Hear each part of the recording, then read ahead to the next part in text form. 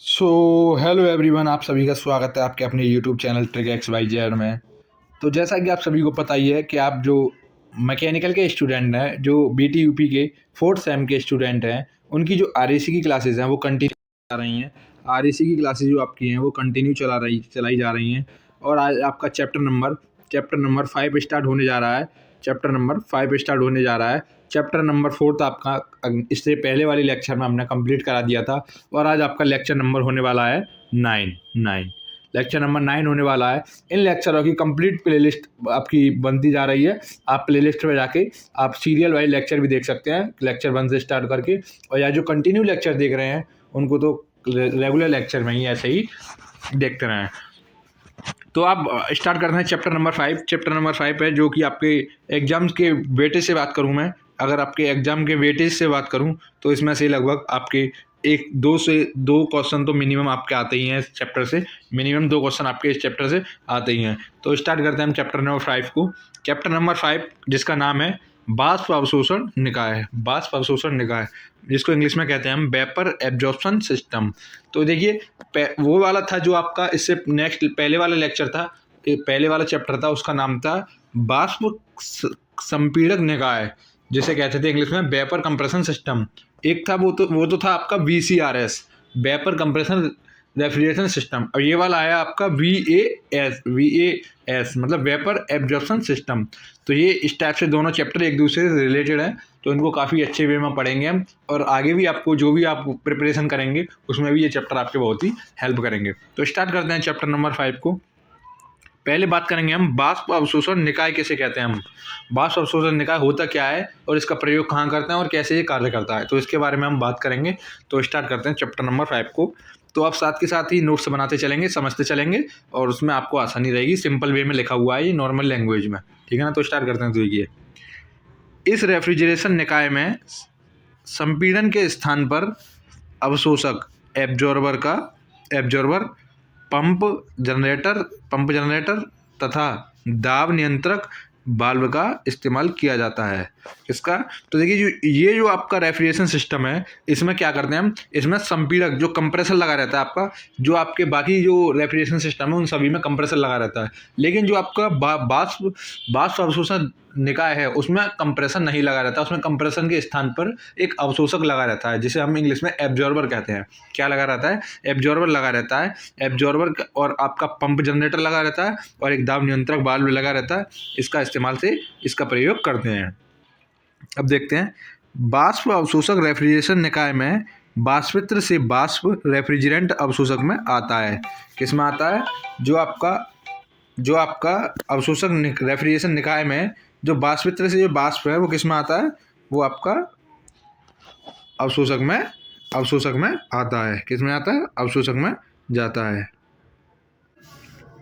किस में आता है? ये आपका आता है अवशोषक में आता है। तो देखिए, जो आपका बाष्प अवशोषक रेफ्रिजरेंट निकाय में से जो बाष्पित्र इवेपोरेटर से जो बाष्प आती है वो किस में आती है? रेफ्रिजरेंट अवशोषक में आती है। जो बाष्प रेफ्रिजरेंट है, वेपर रेफ्रिजरेंट है, वो किस में आता है? आपका अवशोषक में आता है। जहाँ से यह अवशोषक के कमजोर विलयन द्वारा अवशोषित करके मजबूत विलयन बनाया जाता है। मतलब क्या होता है इस प्रोसेस में? देखिए, पहले क्या होता है, जो आपका इवेपोरेटर लगा रहता है, बाष्पित्र लगा रहता है, बाष्पित्र से जो बाष्प रेफ्रिजरेंट होता है वो किस में आता है? अवशोषक में आता है। अब अवशोषक क्या काम करता है? तो देखिए, नाम से ही अवशोषक है, मतलब अवशोषित करना। तो क्या अवशोषित करता है? तो जो आपके कमजोर विलयन होते हैं, कमजोर विलयन को अवशोषित कर देता है और बचे हुए विलयन आपके मजबूत विलयन उसमें रह जाते हैं। तो ये कार्य क्या करता है? अवशोषक करता है। ये कार्य कौन करता है? अवशोषक क्या कार्य करता है? कमजोर विलयनों को अवशोषित करता है और बचे हुए विलयन उसमें मजबूत विलयन रह जाते हैं। जो भी इसमें कमजोर विलयन होते हैं उन सभी को अवशोषित कर लेता है, ठीक है ना। तो क्या करता है अवशोषक का कार्य होता है कि जो आपके बाष्पित्र से निकलने वाली जो आपका बाष्प रेफ्रिजरेंट है, वेपर रेफ्रिजरेंट है आपका, बाष्प रेफ्रिजरेंट में से जो कमजोर विलयन होते हैं उनको अवशोषित कर लेता है और मजबूत विलयन बनता है, मतलब मजबूत विलयन उसमें रह जाते हैं। तो यह क्या करता है? अवशोषक करता है। अब देखिए, इसके बाद देखिए, यह मजबूत विलयन पंप की सहायता से जनरेटर में प्रवेश कराते हैं, जहां यह मजबूत विलयन जो आपके बचे हुए हैं ये एक पंप की सहायता से किस में चले जाते हैं, पंप की सहायता से जनरेटर में प्रवेश करते हैं। किस में प्रवेश कर जाते हैं, जनरेटर में प्रवेश कर जाते हैं। अब देखिए जनरेटर कैसे काम करता है, जनरेटर का बताऊँ मैं आप, पंप की सहायता से किस में चले गए, जनरेटर में चले जाते हैं, जनरेटर में चले जाते हैं। अब देखिए जनरेटर में प्रवेश करते हैं जहां इसको बाहरी स्रोतों द्वारा गर्म किया जाता है। कैसे, जब ये जनरेटर में जाते हैं तो इनको बाहरी स्रोतों द्वारा गर्म किया जाता है, क्या, हीट दी जाती है, जिसके तापन की इस विधि में वाष्प रेफ्रिजरेंट की विलयन से बाहर निकाल कर, ये निकाल 2 बार हो गया है, रेफ्रिजरेंट की यहाँ इसको बाहरी स्रोतों द्वारा गर्म किया जाता है। तापन की इस विधि में वाष्प रेफ्रिजरेंट को विलयन से बाहर निकाल कर उसे संघनित्र में द्रवीकरण कराते हैं। मतलब जैसे कि देखिए जब इनमें हीट प्रोवाइड करते हैं, जब इनको गर्म किया जाता है तो तापन की जो विधि होती है, इस विधि में जो आपका रेफ्रिजरेंट होता है वो विलयन से बाहर निकल कर, जो आपका वो लिक्विड फॉर्म में होता है, विलयन सॉल्यूशन फॉर्म में होता है, बाहर निकल कर उसको किस में बेचते हैं, उसको हम संघनित्र में बेचते हैं। किसमें, संघनित्र में बेचते हैं। तो संघनित्र क्या करता है, संघनित्र देखिए कंडेंसर का काम क्या है, जनरली आप सभी को इतना मैंने आपको अब तक लेक्चर फर्स्ट से और लेक्चर आपका 9 हो गया आज, उसमें समझ में आपके में सभी एक जैसी चीज़ें चल रही हैं। इसमें बस क्या है, आपका जो कंप्रेसर हटा के इसमें एब्जॉर्बर लगा दिया गया है, अवशोषक लगा दिया गया है। तो जो कंप्रेसर के बाद नेक्स्ट स्टेप होता था आपका, वो आपका कंडेंसर होता था। तो कंडेंसर का कार्य क्या था, हीट को रिजेक्ट करना। हीट रिजेक्ट करेगा तो वहाँ पर क्या होगी, वहाँ पर जो है तापमान कम होगा। तो ऐसे ही यहाँ पर हो रहा है। देखिए संघनित्र में द्रवीकरण करते हैं, मतलब जब संघनित्र में आता है, जो आपकी वाष्प संघनित्र में आती है तो कौन सी फॉर्म में आ जाती है, वो लिक्विड फॉर्म में आ जाती है, क्योंकि वहाँ से हीट निकल जाती है। जब हीट निकल जाएगी तो क्या बन जाएगा, लिक्विड फॉर्म में वो आ जाती है। तो यह द्रवीय रेफ्रिजरेंट पुनः वाष्पित्र में प्रवेश कर चक्र को दोबारा प्रारंभ करता है। तो जो आपका यह द्रवीय रेफ्रिजरेंट होता है, ये पुनः वाष्पित्र में प्रवेश करता है, पुनः वाष्पित्र में प्रवेश करता है, फिर यहाँ से ये साइकिल फिर ये दोबारा से स्टार्ट हो जाती है। तो ऐसा ही प्रोसेस ये कंटिन्यू चलता रहता है। तो इस टाइप से था कुछ, ये जनरल लैंग्वेज में मैंने अभी आपको बता दिया है। एक बार आप डायग्राम देख लेंगे तो आपको अच्छी तरह से और समझ में आ जाएगा। कुछ नहीं है इसमें। अब मैं इसको पूरे प्रोसेस को एक बार आपको थोड़ा वैसे ही बता देता हूँ। तो जैसे कि सपोज दैट, देखिए इसमें क्या होता है, सबसे पहले इसमें एक आपका जो वाष्पित्र होता है, इवेपोरेटर होता है। तो इवेपोरेटर से जो आपका रेफ्रिजरेंट निकलता है, तो वो होता है आपका अवशोषक में आता है। किस में आता है, अवशोषक में। अवशोषक का कार्य होता है कि जो रेफ्रिजरेंट आपका आया है, प्रशीतक आया है, उसको, उसमें जो कमज़ोर विलयन है उनको अवशोषित करना। उसमें जो विलयन, उस रेफ्रिजरेंट में जो कमज़ोर विलयन है उनको अवशोषित कर लेता है अवशोषक। तो जब उन्हें वो अवशोषित कर लेता है तो वो अवशोषित होने के बाद वो विलयन हो जाता है आपका मजबूत विलयन। तो मजबूत विलयन को फिर वो क्या करता है, पंप की सहायता से जनरेटर में प्रवेश कराते हैं। अब जनरेटर में क्या क्रिया होती है, जहाँ पे जनरेटर में बाहरी स्रोतों से क्या होता है उसको गर्म किया जाता है। रेफ्रिजरेंट होता है उसको क्या किया जाता है, गर्म किया जाता है। जब उसको गर्म करते हैं तापन की इस विधि में, तो क्या होता है, रेफ्रिजरेंट को जो बाहर निकालते हैं तब तो वो कंडेंसर में जाता है। किस में जाता है, कंडेंसर में। अब कंडेंसर का कार्य क्या होता है, कंडेंसर का कार्य है हीट को रिड्यूस करना, मतलब हीट को रिजेक्ट करना, हीट को निकालना। तो जब हीट निकलती है तो वो जब किसी चीज़ की हम हीट निकालेंगे तो वो क्या करेगा, टेम्परेचर लो होगा तो वो कौन सी फॉर्म में आ जाएगा, वो द्रव अवस्था में आना प्रारंभ कर देता है। तो कौन सी फॉर्म में आ जाते हैं, द्रवीय अवस्था में आना प्रारंभ कर दे। जब वो द्रव अवस्था में जाता है तो फिर वो किस में चला जाता है, इवेपोरेटर में चला जाता है, आपका वाष्पित्र में चला जाता है। वाष्पित्र में जाने के बाद ये क्रिया आपकी कंटिन्यू ऐसे ही चलती रहती है, साइकिल ऐसे ही चलती रहती है। तो ये आपका ये प्रोसेस इसमें रहता है। अब इसके बाद आते हैं आपका सरल अवशोषक निकाय, अमोनिया वाष्प रेफ्रिजरेशन के निकाय। मतलब इसके क्या क्या एलिमेंट रहते हैं इसमें, तो इसके बारे में बात करेंगे। जो आपका एक लगा रहता है सरल वाष्प अवशोषक निकाय या अमोनिया वाष्प रेफ्रिजरेशन निकाय। तो मतलब एक वो आपका इसका एक टाइप मानिए, एक तरह से सरल वाष्प अवशोषक निकाय, सिंपल वेपर एब्जॉर्प्शन सिस्टम या अमोनिया बाष्प रेफ्रिजरेशन निकाय, अमोनिया बाष्प रेफ्रिजरेशन निकाय, इस टाइप से। तो इन निकाय के प्रमुख अवयव निम्नलिखित होते हैं। कौन कौन से अवयव इसमें होते हैं? तो पहला आपका रहता है अवशोषक। क्या रहता है? अवशोषक, जिसे हम कहते हैं एब्जॉर्बर। दूसरा आपका पंप रहता है। तीसरा जनरेटर रहता है। चौथा आपका दाब नियंत्रक या रॉक वाल्व रहता है, रॉक वाल्व। पांचवा रहता है आपका संघनित्र, और छठवां रहता है आपका ग्राहक, जिसे रिसीवर कहते हैं, और सातवां रहता है आपका बाष्पित्र। क्या रहता है? एक और इसके नीचे है, अभी एक और है आपका सातवां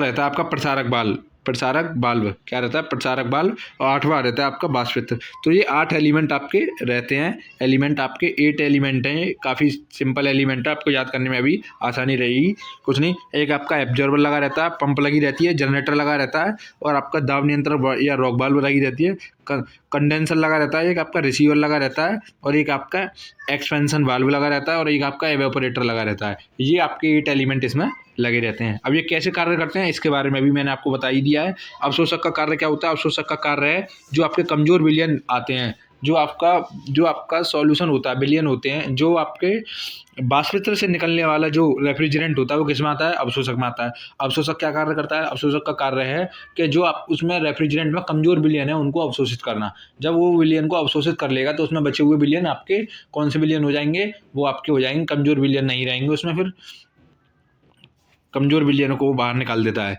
फिर अवशोषक में से कार्य, एक अवशोषक अपना कार्य कर देता है। अवशोषक के बाद फिर पंप की सहायता से वो विलयन किस में पहुंचा दिया जाता है? पंप की सहायता से वो जाता है जनरेटर में। जनरेटर में जैसे भी जनरेटर में जाता है तो एक उसमें बाहरी स्रोत के द्वारा उसको क्या किया जाता है? गर्म किया जाता है। इस क्रिया में रेफ्रिजरेंट क्या हो जाता है? गर्म हो जाता है। फिर वो किस में जाता है? फिर जाता है वो आपका कंडेंसर में। कंडेंसर का कार्य क्या होता है? कंडेंसर उसकी जो हीट है उसको क्या कर देता है? रिजेक्ट कर देता है, हीट को निकाल देता है, बाहर निकाल देता है। जब हीट निकल जाएगी तो किस अवस्था में आ जाता है? वो आपका लिक्विड अवस्था में आ जाता है। किस अवस्था में आ जाता है? लिक्विड अवस्था में वो आ जाता है। किस अवस्था में आ जाता है? लिक्विड अवस्था में वो आ जाता है। फिर इसके बाद वो किस में जाता है? लिक्विड अवस्था में आ जाएगा संघनित्र में जाने के बाद। फिर इसके बाद वो चला जाता है आपका बाष्पित्र में। ये किस में जाता है? बाष्पित्र में, एवेपोरेटर में चला जाता है। तो ये साइकिल आपकी कंटिन्यू ऐसे ही चलती रहेगी। फिर दोबारा से ये किस में आ जाएगा? फिर दोबारा से एब्जॉर्बर में चला जाएगा, यहाँ से फिर एब्जॉर्बर में चला जाएगा। फिर ऐसे ही ये कंटिन्यू साइकिल चलती रहती है। तो इस टाइप से ये कुछ कार्य करते हैं। और इनमें जो लगे हुए हैं आपके, जैसे कि ग्राहक लगा हुआ है, जिसे हम कहते हैं रिसीवर, ग्राहक लगा हुआ है, प्रसारक वाल्व लगी रही है, और दाब नियंत्रक लगी है। ये एक तरीके से एसेसरीज मान लीजिए इनको आप। ये आपकी क्या है? एसेसरीज है, एक तरीके से एसेसरीज होती हैं ये, ठीक है ना। इसके बाद अब देखिए, ये इसका डायग्राम है कुछ इस तरीके से। इसका डायग्राम है सिंपल वेपर एब्जॉर्प्शन सिस्टम का। ये डायग्राम है, किस तरह से कार्य करता है। अब मैं आपको एक डायग्राम की मदद से इसको और अच्छी तरीके से समझाएंगे। तो देखिए इसमें क्या होता है। पहले आपका एवेपोरेटर लगा हुआ है, ये वाला, ये आपका क्या है? देखिए ये आपका लगा हुआ है एवेपोरेटर। क्या लगा हुआ है? ये एवेपोरेटर लगा हुआ है। ये आपका एवेपोरेटर लगा हुआ है, एवेपोरेटर। जब ये एवेपोरेटर है, एवेपोरेटर से किस में जाता है? जो रेफ्रिजरेंट होता है एवेपोरेटर से, जब साइकिल पूरी होती है वो आपकी एवेपोरेटर पर लगभग पूरी हो जाती है। फिर यहाँ से दोबारा ये साइकिल आपके इसमें आ जाती है, किसमें? ये आ जाती है एब्जॉर्बर में। एब्जॉर्बर में का कार्य क्या होता है? ये आपका एब्जॉर्बर लगा हुआ है यहाँ पे। एब्जॉर्बर का कार्य होता है जो आपके कमज़ोर विलयन है उनको अवशोषित करना, और जो आपके मजबूत विलयन है उनको आगे प्रसारित करना। तो एब्जॉर्बर की क्रिया यहाँ पे आपकी हो जाती है। एब्जॉर्बर इनको अवशोषित कर लेता है। अवशोषित करने के बाद जो इसके मजबूत विलयन होते हैं, मजबूत विलयनों को पंप की सहायता से देखिए पंप की क्रिया इसमें शुरू हो गई। अब किसमें? पंप की सहायता से किसमें भेज दिया जाता है? पंप की सहायता से ये आपका चले जाते हैं जनरेटर में। किसमें? पंप की सहायता से ये आपके जनरेटर में चले जाते हैं। ये आपके किसमें चले जाते हैं? जनरेटर में। पंप की सहायता से जनरेटर में चले जाते हैं। जनरेटर में जाने के बाद तो यहाँ पे एक एक्सटर्नल क्रिया लगी रहती है। एक्सटर्नल विधि मतलब आपका जो बाहरी स्रोत के द्वारा जनरेटर में इसको क्या किया जाता है? गर्म किया जाता है बाहरी स्रोत के द्वारा। स्टीम और वाटर कॉइल, ये कॉइल लगी हुई हैं कुछ, ये आपको दिख रही होंगी। ये कॉइलें हैं, ये कॉइलें हैं, ये क्या काम करती हैं? ये उसको गर्म करती हैं। ये स्टीम और वाटर हीटिंग कॉइल है, सॉरी, स्टीम और हीटिंग कॉइल, ये कॉइलें क्या करती हैं, ये कॉइलें जो आपका रेफ्रिजरेंट होता है उसको क्या करते हैं, गर्म करती हैं। जब उसको गर्म करेंगी तो वो क्या हो जाता है, उसका टेम्परेचर हाई हो जाता है। प्रेशर तो हाई रहता ही है उसका, तो ये क्या रहता है यहाँ पे उसका टेम्परेचर और उसका प्रेशर क्या हो जाता है, टेम्परेचर और हाई प्रेशर अमोनिया वेपर, उसमें हाई प्रेशर वेपर अमोनिया ये आपकी यहाँ से फिर निकलने लग जाती है। ये अमोनिया, इसमें रेफ्रिजरेंट में अमोनिया का प्रयोग किया है तो अमोनिया बोलेंगे हम, ठीक है ना। तो अमोनिया इसमें हो जाती है। फिर इसके बाद हाई प्रेशर हो जाती है, यहाँ पे उसको गर्म कर देंगे हम। गर्म होने पे क्या हो जाती है, वो उसका टेम्परेचर ही बढ़ जाता है। जब वो गर्म हो जाती है तो यहाँ पे आपका क्या हो जाता है, इसमें आ जाती है फिर वो कंडेंसर में। किस में आ जाएगी, कंडेंसर में वो फिर आ जाएगी। ये कंडेंसर लगा हुआ है आपका। और कंडेंसर का कार्य क्या है, कंडेंसर आपका यहाँ से वाटर को रिजेक्ट कर देता है, वाटर बना देता है यहाँ पे, वाटर को रिजेक्ट कर देता है। हीट यहाँ से निकल जाती है, देखिए हीट यहाँ से निकल रही है ना, मैं कह रहा था आपसे हीट रिजेक्टेड, हीट रिजेक्ट हो रही है यहाँ से, हीट रिजेक्ट हो रही है, हीट रिजेक्ट। जब हीट यहाँ से निकल जाएगी तो कौन सी फॉर्म में आ जाएगा, वो आपका लिक्विड फॉर्म में आ जाएगा, द्रव अवस्था में वो आ जाता है। तो ये यहाँ पे वाटर की साइकिल एक चलती रहती है, यहाँ पे वाटर की साइकिल चलती रहती है। यहाँ से वाटर आएगा आपका, यहाँ से आपका देखिए ये वाटर, ये एरो बने हुए हैं जो, ये आपके वाटर की साइकिल के बने हुए हैं। यहाँ से आपका वाटर आता है, फिर यहाँ से निकल जाता है। तो ये कंटिन्यू ऐसे ही चलता रहता है। तो ये क्रिया इसमें कंडेंसर में हो जाती है पूरी। कंडेंसर में होने के बाद फिर आपका ये कंडेंसर से ठंडी जो वायु, ठंडा जो रेफ्रिजरेंट होता है वो आपका रिसीवर पे इकट्ठा होता है, लिक्विड अमोनिया बन जाएगी यहाँ पे आके, क्योंकि हीट रिजेक्ट हो गई है। हीट रिजेक्ट हो गई है तो किस में आ जाएगी, लिक्विड फॉर्म में आ जाएगी, लिक्विड फॉर्म में। तो किस में, ये रिसीवर लगा हुआ है यहाँ पर। रिसीवर में क्या होती है, ग्राहक होता है, ये इकट्ठा करता है। इकट्ठा करने के बाद अपने हिसाब से, मतलब जो यहाँ पे लगा हुआ है आपका ये एक्सपेंशन वाल्व, इस वाल्व के प्रेशर के हिसाब से यहाँ से ये किस में आ जाती है, फिर एवापोरेटर में आ जाती है। एवेपोरेटर में क्या होता है, फिर कूलिंग प्रोवाइड की जाती है। फिर यहाँ से ये साइकिल फिर दोबारा से प्रारंभ होती है। तो ऐसे ही ये पूरी साइकिल इसमें चलती रहती है। अब इस पूरी साइकिल को चलने के बाद अब देखिए यहाँ पे लगा हुआ है आपका, यहाँ से ये दोबारा इसमें आती है जो आपकी ठंडी नहीं हो, गर्म नहीं हो पाती है, जो आपकी यहाँ से जाएगी, यहाँ से रेफ्रिजरेंट जाएगा, गर्म हो जाएगा। जो नहीं हो पाएगा वो यहाँ से निकल के प्रेशर वाल्व से होते हुआ फिर एब्जॉर्वर में दोबारा आ जाएगा। फिर यहाँ से फिर दोबारा से चल देगा एब्जॉर्वर से वो होता हुआ। तो इस टाइप से ये पूरी साइकिल आपकी चलती रहती है। ये हीट एब्जॉर्वर करता है यहाँ पे, और ये रिसीवर लगा हुआ है आपका, ये कंडेंसर लगा हुआ है, ये प्रेशर रिड्यूसिंग वाल्व लगी हुई है यहाँ पे, प्रेशर रिड्यूसिंग वाल्व। इसके बाद हीटिंग कॉइल लगी हुई है, पंप लगी हुई है यहाँ पे, ये पंप है आपकी। तो इस टाइप से पूरी क्रियाविधि ऐसे चलती है। आपको समझ में आ गया होगा डायग्राम की मदद से। वही मैंने सिंपल सा आपको बताया था पहले ही कि एब्जॉर्बर से स्टार्ट होगी, मतलब जो एवापोरेटर से निकलेगी तो एब्जॉर्बर में आएगी। एब्जॉर्बर उसमें से जो उसके कमज़ोर विलयन को अवशोषित कर लेगा, फिर उसको पंप की सहायता से जनरेटर में भेज दिया जाएगा। एक उसमें बाहरी स्रोत, ये बाहरी स्रोत का नाम लिया था ना, वो बाहरी स्रोत आपका यही है, स्टीम हीटिंग कॉइल। ये बाहरी स्रोत के द्वारा इसको गर्म करते हैं। गर्म करने के बाद फिर ये आपकी हाई प्रेशर अमोनिया वेपर बन जाती है। यहाँ क्या बनती है, हाई प्रेशर अमोनिया वेपर बन रही है। हाई प्रेशर अमोनिया वेपर बन रही है तो किस में जाएगी, फिर ये आपकी कंडेंसर में आ जाती है। कंडेंसर में कंडेंसर क्या करता है, यहाँ से हीट रिजेक्ट कर देगा, हीट निकल जाएगी यहाँ से, तो किस फॉर्म में आ जाएगा, वो लिक्विड फॉर्म में आ जाएगा। फिर वो आपकी लिक्विड अमोनिया बन जाएगी। लिक्विड अमोनिया बन जाएगी तो रिसीवर पे इकट्ठा हो जाएगी। रिसीवर पे इकट्ठा होने के बाद फिर ये आपकी एवापोरेटर में चली जाएगी। एवापोरेटर में जाएगी तो एवापोरेटर कार्य क्या करेगा, हीट को एब्जॉर्बर कर लेगा, तो क्या होगा, वहाँ पे कूलिंग प्रोवाइड हो जाएगी। फिर इसी टाइप से वो कमजोर विलियन वहाँ पे बन जाएंगे। फिर लो प्रेशर की अमोनिया आपकी किस में आ जाएगी, लो प्रेशर की अमोनिया आपकी फिर दोबारा एब्जॉर्बर में आ जाएगी। इसी टाइप से ये साइकिल कंटिन्यू ऐसे ही चलती रहती है। इस टाइप से ये पूरी साइकिल आपकी क्रिया करती रहेगी। तो ये आपकी पूरी ऐसी है। ये वाटर कॉइल लगी रहती है यहाँ पे, ये वाटर कॉइल लगी रहती है। यहाँ पे वाटर फ्लो होता है, मतलब एक साइड से जाएगा एक साइड से आएगा। ये ऐसा ही चलता रहता है, क्योंकि यहाँ पे जो आपके एब्जॉर्बर होते हैं वो क्या करता है, अवशोषित, उसकी मदद से ही वो अवशोषित उसे करते हैं। तो ये इसका डायग्राम है। अच्छे तरीके से डायग्राम आप बना लेंगे, अच्छे तरीके से इसका डायग्राम आप बना लेंगे।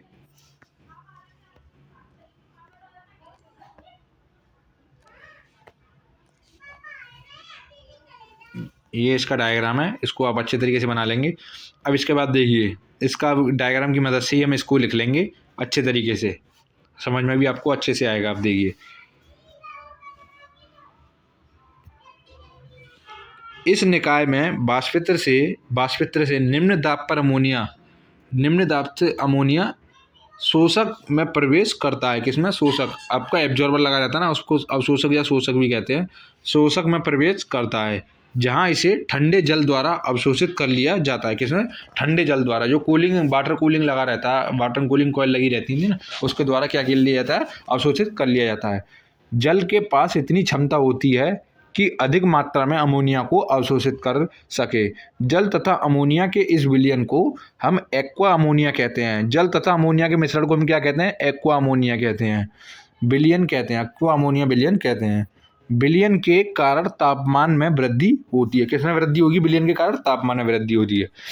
यदि जल का तापमान उच्च रहता है तब जल की अमोनिया अवशोषित करने की क्षमता कम हो जाती है। कैसे?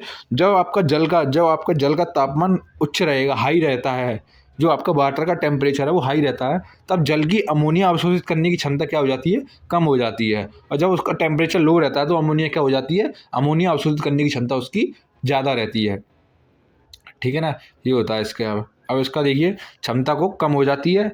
अवशोषित से यह विलयन पंप की सहायता से जनरेटर में प्रवेश करता है। पंप के रूप में द्रवीय पंप का प्रयोग करते हैं। किसका प्रयोग करते हैं? द्रवीय पंप का प्रयोग करते हैं, किया जाता है। यह पंप विलयन के दाब को 10 बार तक बढ़ा देता है। किसके? विलयन के दाब को 10 बार तक बढ़ा देता है।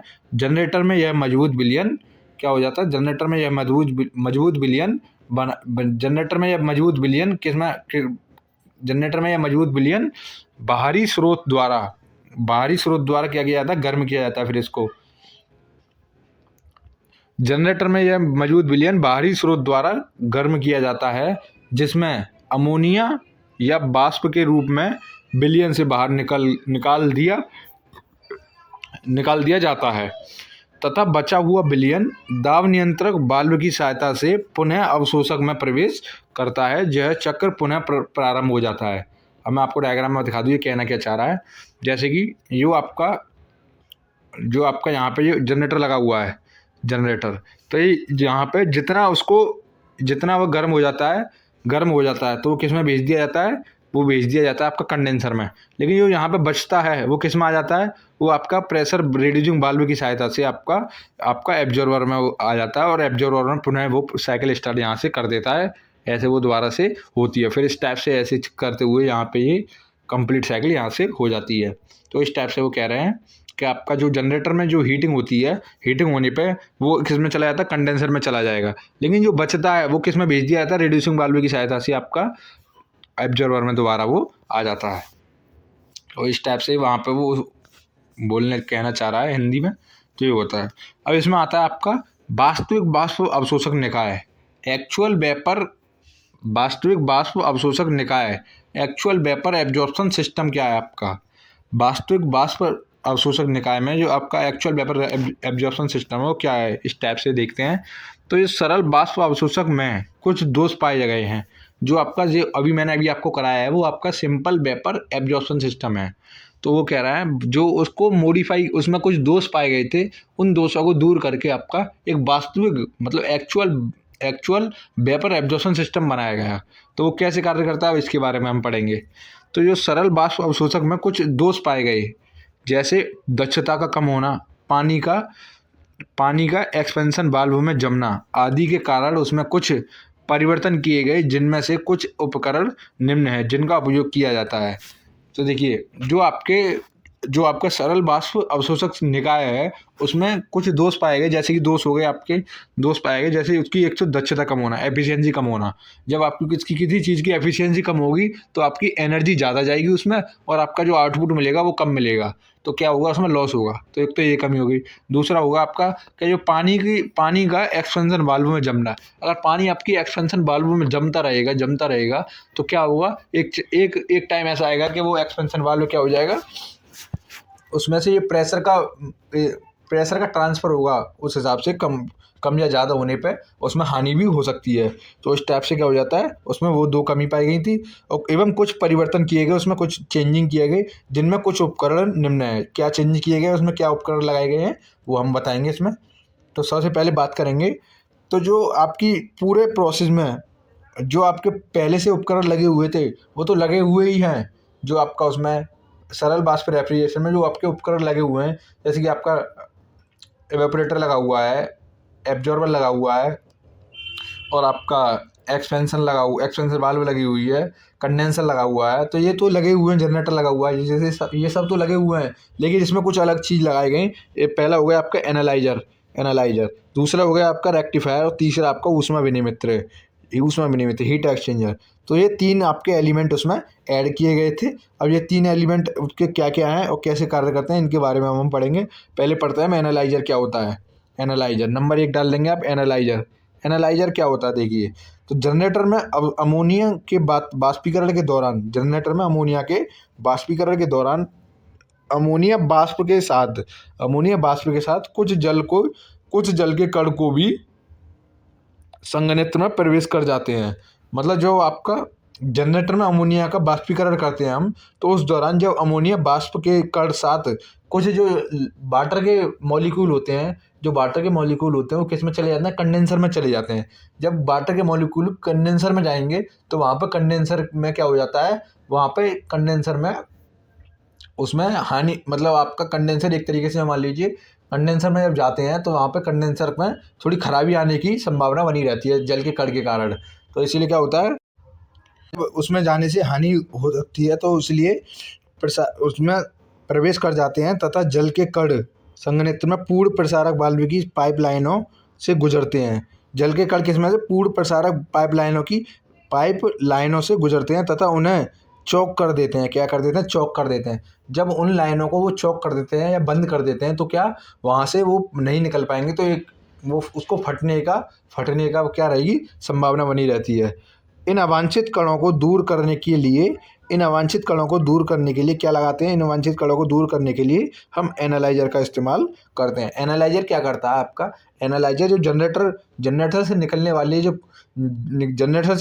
वाले जो अमोनिया बाष्प है, जनरेटर से निकलने वाली जो अमोनिया बाष्प है, उसको एनालाइजर की सहायता से पृथक्करण किया जाता है। मतलब एक तरीके से उसको छाना जाता है। एनालाइजर क्या करता है, आपका छानने का कार्य करता है।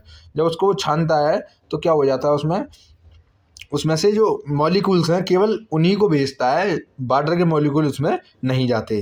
तो क्या एनालाइजर का कार्य क्या है, एनालाइजर का सिंपल लैंग्वेज में हम बोलें तो एनालाइजर का कार्य क्या है, एक तरीके से अमोनिया बाष्प के साथ जल के कणों को अलग करना, पृथक्करण का कार्य ये करता है।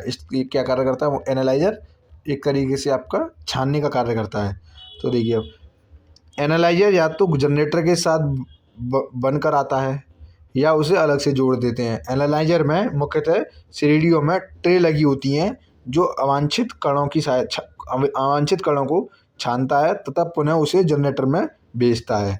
तो देखिए जो एनालाइजर आपका मोस्टली आपका जो है वो किसके साथ लगे आते हैं, जनरेटर के साथ लगे आते हैं। आपने देखे होंगे, जो आपने देखा होगा जनरेटर के साथ जो लगे रहते हैं वो क्या होते हैं, एनालाइजर लगे रहते हैं, आते हैं, या उसे अलग से जोड़ दिया जाता है। एनालाइजर मुख्यतः श्रेणियों में ट्रे लगी होती हैं जो अवांछित कणों को छानती हैं तथा पुनः उसे जनरेटर में भेजती हैं। तो आपका ये कार्य आपको समझ में आ गया होगा। छानने के बाद जो वाटर के मॉलिक्यूल्स मिलते हैं उनको फिर दोबारा से वो जनरेटर में भेज देते हैं, फिर वहाँ से वो हीटिंग होती है। तो ये एनालाइजर होता है। अब इसके बाद दूसरा पॉइंट था आपका रेक्टिफायर क्या होता है। रेक्टिफायर को हम समझेंगे। तो देखिए रेक्टिफायर क्या होता है आपका, रेक्टिफायर यह एक बंद बाष्प कूलर होता है। क्या होता है, बंद बाष्प कूलर होता है, जिसे हम डिहाइड्रेटर भी कहते हैं। क्या कहते हैं, रेक्टिफायर को हम डिहाइड्रेटर भी कहते हैं। जब एनालाइजर से जल के कण ना हटें तब हम रेक्टिफायर का प्रयोग करते हैं। किसका प्रयोग करते हैं, जब एनालाइजर से आपके जल के कण ना हटें तब हम रेक्टिफायर का प्रयोग करते हैं। यह डबल पाइप खोल या कुंडली की आकृति, ये कुंडली लगी है, कॉइल की आकृति का बना होता है। किसकी आकृति का, कुंडली की आकृति का बना होता है तथा सामान्यतः जल शीतलक होता है। क्या होता है आपका, जल शीतलक होता है, जिसे हम कहते हैं वाटर कूलिंग होता है। क्या होता है, ये रेक्टिफायर एक तरीके से जल शीतलक होता है। इसका मुख्य कार्य अमोनिया बाष्प को पुनः ठंडा करना होता है। क्या होता है, जो अमोनिया बाष्प होती है कंडेंसर में जाने के बाद क्या होती है आपकी, उसमें से हीट को रिजेक्ट किया जाता है, हीट निकाली जाती है। हीट निकालेंगे तो उसका टेम्परेचर क्या हो जाता है, कम हो जाता है।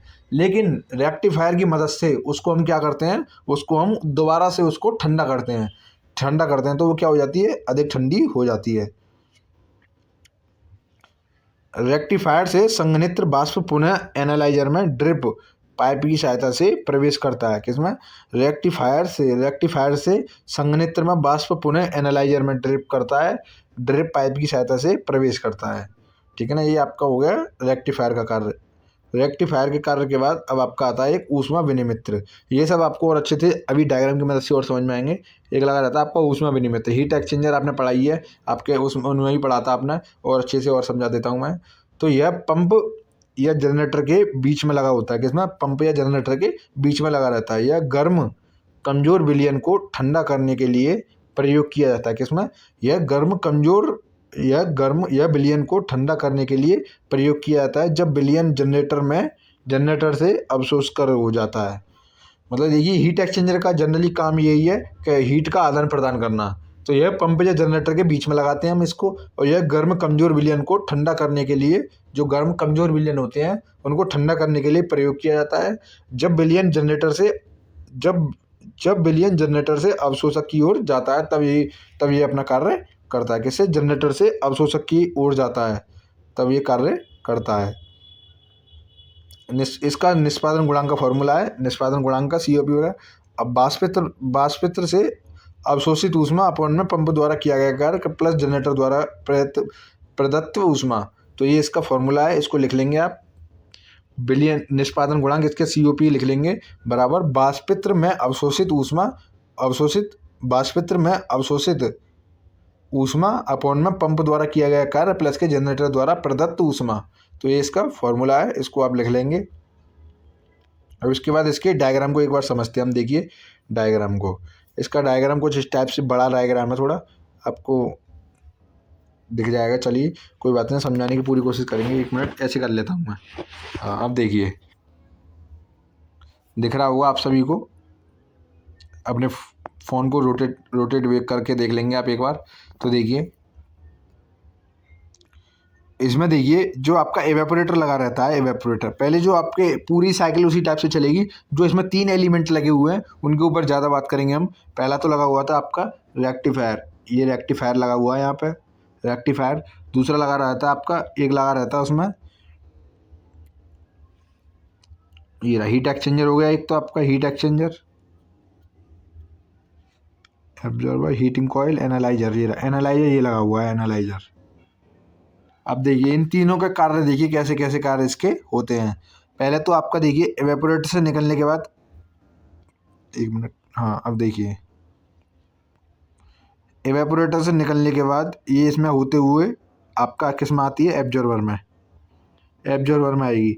एब्जॉर्बर का कार्य क्या है, कमजोर विलयन को उसको मजबूत करना, कमजोर विलयन को अवशोषित करना, बचा हुए विलयन को पंप की सहायता से किस में भेजना, पंप की सहायता से किस में भेज देता है, पंप की सहायता से जनरेटर में जाता है। किस में जाता है, जनरेटर में। ये आपका जनरेटर लगा हुआ है, किस में आ जाएगा, जनरेटर में। इसमें लगा रहता है एक हीट एक्सचेंजर। जनरेटर में जाने से पहले उसको क्या कर देता है, हीट का एक्सचेंज करने के बाद ये किस में आ जाता है, जनरेटर में आ जाता है। हीट का आदान प्रदान करने के बाद उसको किस में आ जाता है, जनरेटर में आ जाता है। जनरेटर में आने के बाद अब इसमें कुछ एलिमेंट ऐसे बचते हैं इसमें कि जो किस में आ जाते हैं, लौट के वापस जो वीक सॉल्यूशन बचता है इसमें से, कमज़ोर मतलब आपको मजबूत विलयन इसमें भेजा जाता है। लेकिन कुछ कारण जो आपके कुछ कण ऐसे होते हैं जो आपके मजबूत ना होकर कुछ कमज़ोर कण भी उसमें साथ चले जाते हैं, तो उन कणों को वापस भेज दिया जाता है वीक सॉल्यूशन को, किस में, वो आपका प्रेशर वापस आपका एब्जॉर्बर में आ जाते हैं। अब जो एनालाइजर लगा हुआ है, एनालाइजर का कार्य है आपका कि जो जल के कण हैं उनको रोकना। तो जल के कणों को रोकते कैसे हैं, तो जल के कण इसमें रोक दिए जाते हैं और आपका अमोनिया को इसमें द्वारा से इसमें रेक्टिफायर में अमोनिया को इसमें भेज दिया जाता है। अब वो रेक्टिफायर क्या कार्य करता है, अगर इसमें कुछ इसमें जो है आपके जो भारी कण होते हैं वो तो रुक जाते हैं, लेकिन कुछ हल्के कण होते हैं, काफ़ी माइक्रो कण होते हैं, माइक्रो कण जो इसमें नहीं रुक पाते, तो वो किस में रुकते हैं, फिर वो रेक्टिफायर की मदद से उन कणों को रोका जाता है। अब रेक्टिफायर की मदद से बाई चांस यहाँ पे कोई भी आपका एक कण रुक गया, रेक्टिफायर करने देख ले यहाँ पे कई कण जा रहा है कोई, उसको रोक लेगा। जल का कण, जल का कण इसमें जा रहा है तो उसको क्या करेगा, रोक लेगा।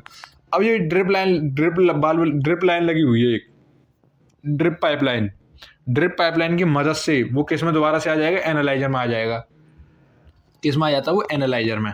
तो यहाँ से फिर होते हुए साइकिल किस में आती है, फिर दोबारा से आपकी कूलिंग, फिर आपकी कंडेंसर में आ जाती है। कंडेंसर में कार्य क्या होता है, आपका हीट को रिजेक्ट करना। यहाँ पे कूलिंग वाटर कूलिंग कॉइल लगी रहती हैं, एक तरफ से वाटर इन होता है, दूसरी तरफ से वाटर आउट होता है, ये चलता रहता है। और इसके बाद यहाँ से होते हुए फिर ये रिसीवर पर आता है, रिसीवर में अमोनिया आपकी आ जाती है, फिर यहाँ से होते हुए फिर आपके इसमें होते हुए आपकी फिर एवेपोरेटर में आ जाती है। ऐसे ही ये साइकिल आपकी कंटिन्यू चलती रहती है। तो आपके जो एलिमेंट लगे हुए थे मेन, पहला तो आपका रेक्टिफायर लगा हुआ था, रेक्टिफायर, दूसरा आपका एनालाइजर लगा हुआ था, तीसरा आपका हीट एक्सचेंजर लगा हुआ था। तो ये आपके 4 एलिमेंट, पहला नंबर 1 ये हो गया, नंबर 2 ये हो गया, और नंबर 3 आपका ये है। ये 3 एलिमेंट आपके इसमें लगे थे। बाकी पूरा सिस्टम जो पहला था सिंपल वेपर एब्जॉर्प्शन सिस्टम था, उसी के जैसा ही पूरा सिस्टम है। केवल ये 3 एलिमेंट इसमें लगा के इसको क्या कर देते हैं हम, एक्चुअल वेपर एब्जॉर्प्शन सिस्टम इसका नाम बना दिया गया है। ठीक है ना। कैसे कार्य करता है ये भी मैंने आपको इसमें आसानी से बता दिया, ये कार्य कैसे करता है। और जो आपके 3 एलिमेंट लगे हुए हैं इसमें, उनका कार्य क्या क्या है ये भी मैंने अच्छे तरीके से आपको समझा दिया है। तो आपको ये आपका एक्चुअल वेपर कंप्रेशन सिस्टम यहाँ पे आपका कंप्लीट हो जाएगा। और सिंपल वेपर एब्जॉर्प्शन सिस्टम भी मैंने आपको यही बता दिया था। अब इसके बाद आता है लिथियम ब्रोमाइड अवशोषक रेफ्रिजरेशन निकाय। इसको हम कल कराएंगे आपको। इसमें आपके मैंने 2 टाइप अभी करा दिए हैं। पहला तो आपका देखिए, पहला आपका मैंने करा दिया था सिंपल वेपर एब्जॉर्प्शन सिस्टम क्या होता है, पहला मैंने आपको करा दिया था, ये नंबर 1 है। और नंबर 2 नीचे वाला ये मैंने अभी करा दिया था, एक्चुअल वेपर कंप्रेशन सिस्टम क्या होता है और कैसे कार्य करता है। ये आपका एक्चुअल वेपर कंप्रेशन सिस्टम है, ये वाला वास्तविक। नंबर 2 डाल लेंगे इस पर। तीसरा आपका लिथियम ब्रोमाइड है, उसको भी हम कल कराएंगे। तो ये वाला लेक्चर यहीं पे आज कंप्लीट करते हैं, मिलते हैं फिर नेक्स्ट लेक्चर में। तब तक ऐसे ही बने रहें आप, और काफ़ी अच्छे वे में आपकी क्लासेस चल रही हैं। और ज़्यादा से ज़्यादा क्लासेस को शेयर करते रहें। जो नए आए हैं चैनल पे वो चैनल को लाइक और चैनल को सब्सक्राइब करते रहें, वीडियो लाइक करते रहें, ज़्यादा से ज़्यादा शेयर करें। और मिलते हैं फिर नेक्स्ट लेक्चर में। जो भी आपके डाउट्स वगैरह हैं आप कमेंट सेक्शन में डाल दें, और उनको नेक्स्ट लेक्चर में हम अच्छे तरीके से समझाने की पूरी कोशिश करेंगे। तो मिलते हैं फिर नेक्स्ट लेक्चर में। Thank you.